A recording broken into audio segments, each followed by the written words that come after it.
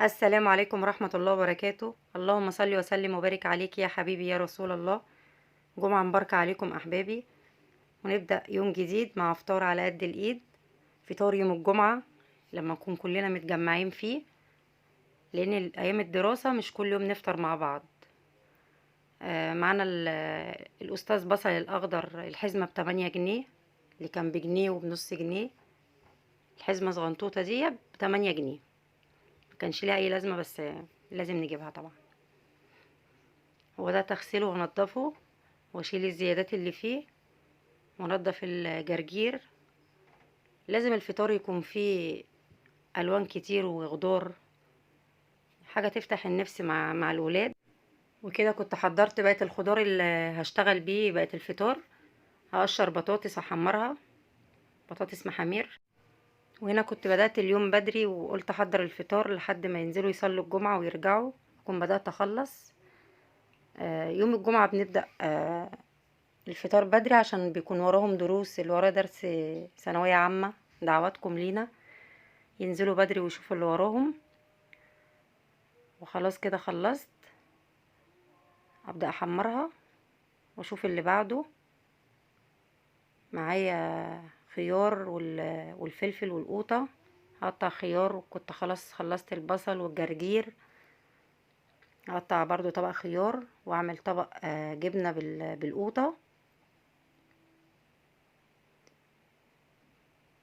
هرست حتة جبنة بنقطة زيت كده وعليها حبة البركة وقوطة. لازم يوم الجمعة طول النهار نقضي استغفار وأدعية والهداية لولادنا وصلاح حالنا جميعا. وبكده خلصت طبق الجبنة، رشة حبة البركة عليها وركنتها. اللي بخلصه بركنه واشوف ابدأ في ايه تاني. حتة جبنة قديمة على طحينة على زيت. ممكن لو حامية او حادقة قوي ممكن نضيف عليها علبة زبادي، بتبقى طرية وحلوة قوي.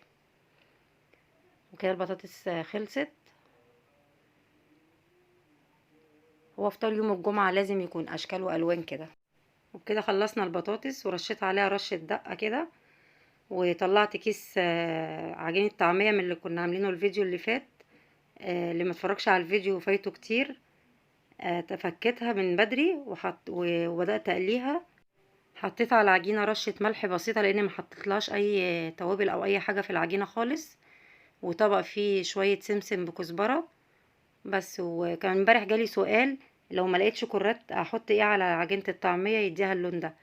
ممكن بديلها كزبرة خضراء، او العروق اللي هي بتاعت البصل الاخضر. العروق بتاعتها بتبقى برضو بتدي نفس اللون دوت.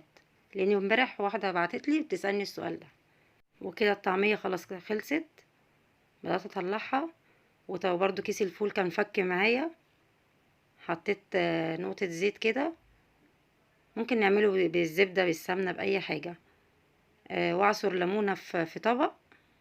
مش بتعسر عليه وعلى النار عشان ما يمررش، لا. معلقه طحينه البيتي، معاها ملح وكمون. هعملها زي سلطة الطحينة وبعد كده انزل عليها الفول. بتبقى طعمها حلو قوي. والفول موطية عليه عشان يفك براحته، بس هو كان فاكك من بدري يعني. زودت برضو نقطة طحينة كده. بس بقت سلطة الطحينة معايا، احط بقى عليها الفول على طول. بتبقى طعمها تحفة تحفة.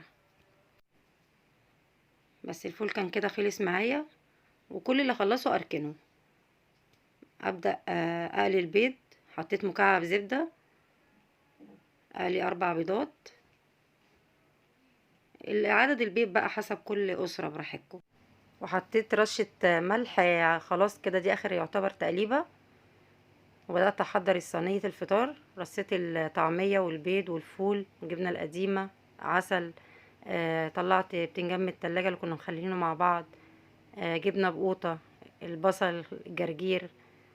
تحبيشة جامدة على الفطار. وبكده الشكل النهائي لصينية الفطار. وبألف هنا. فطرنا وريحت شوية. وروقت المطبخ وشفت اللي ورايا. بعد كده قلت اعمل لهم بطاطا كده يتسلوا بيها وهما بيذاكروا. غسلتها. بليفة نظيفة كده، جبت ليفة نظيفة من عندي وقلت انزل الطينة اللي فيها. غسلتها جامد وبعد كده شطفتها شطفة اخيرة وحطيتها في الفرن تشوي. قعدت زي ساعة ونص بالظبط في الفرن. وبكده خلاص خلصتها الشطفة الاخيرة بتاعتها وهحطها في الفرن على طول. هي فيها طينة كتير جدا، فضلت اشطف فيها كذا مرة عشان انزل الطينة اللي فيها دي. وكده خلاص خلصت غسلها وحطيتها في الفرن تشوي. وكده كنت خلصت اللي ورايا. وما تنسونيش في اللايك والاشتراك، والسلام عليكم ورحمة الله وبركاته.